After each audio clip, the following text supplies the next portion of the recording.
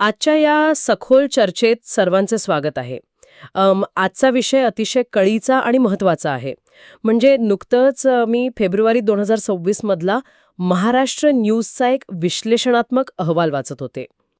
बरोबर. आणि त्यात शासनाचा जो 4 ऑक्टोबर 2017चा GR आहे ना, त्यावर सविस्तर माहिती होती.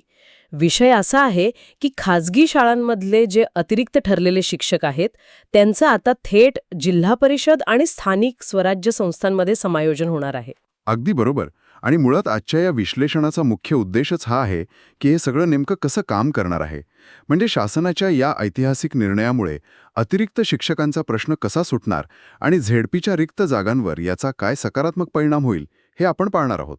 हो, कारण एक मोठा विरोधाभास मला तरी इथे दिसतोय. नक्कीच. म्हणजे बघा ना, एका बाजूला खाजगी शाळांमध्ये विद्यार्थी संख्या कमी झाल्याने शिक्षक अतिरिक्त ठरतायत. त्यांच्याकडे शिकवायला तासिका नाहीयेत, तरी शासनाला त्यांचा पूर्ण पगार द्यावाच लागतोय. हो, आणि तो कोट्यावधींचा अनावश्यक आर्थिक भार आहे शासनावर. आणि प्रशासकीय त्रुटीही आहे. आणि दुसरीकडे जिल्हा परिषदेच्या शाळांमध्ये शिक्षकांची प्रचंड वानवा आहे. विद्यार्थी आहेत, पण शिक्षकच नाहीत. तर ही दरी सांधण्यासाठीच हे धोरण पुढे आलंय. पण प्रत्यक्ष अंमलबजावणीच्या पातळीवर हे समायोजन कसं होतं? आता कसं आहे, शासनाने यासाठी समायोजनाचे 4 टप्पे ठरवले आहेत. पहिला टप्पा अतिशय सोपा आहे. खाजगी शाळेतील अतिरिक्त शिक्षक प्रथम त्यांच्याच संस्थेच्या इतर शाळांमध्ये किंवा परिसरातील दुसऱ्या खाजगी अनुदानित शाळांमध्ये सामावून घेतले जातील. बरं, पण समजा तिथेही जागा उपलब्ध नसेल तर? तिथेच मग दुसरा आणि तिसरा टप्पा लागू होतो. झेडपी किंवा नगरपालिकेचे अतिरिक्त शिक्षक त्यांच्याच इतर शाळांत जातील. हा दुसरा टप्पा. पण सर्वात महत्त्वाचा तिसरा टप्पा असा की जर खाजगी जागाच नसेल तर त्या खाजगी शिक्षकांना थेट झेडपी किंवा नगरपालिकेच्या शाळांतील रिक्त पदांवर पाठवलं जाईल. अच्छा, म्हणजे खाजगीतून थेट सरकारीमध्ये? हो. आणि या उलट चौथा टप्पा म्हणजे झेडपीमध्ये जागा नसेल तर तिथले शिक्षक खाजगी अनुदानित शाळांत पाठवले जातील. म्हणजे प्रशासनाने सर्व शक्यतांचा विचार केलाय. यात आणखी एक मुद्दा मी वाचला की जर एखाद्या जिल्ह्यात कुठेच जागा नसेल तर मग महसुली विभागांतर्गत ऑनलाईन समायोजन होईल. बरोबर. थोडक्यात सांगायचं तर शिक्षकांना जवळच्या दुसऱ्या जिल्ह्यात पाठवून ही प्रक्रिया पूर्ण केली जाईल. पण यात एक सामान्य शंका अशी येते की या सगळ्या प्रक्रियेत शिक्षकांचा पगार कमी होणार का? अजिबात नाही.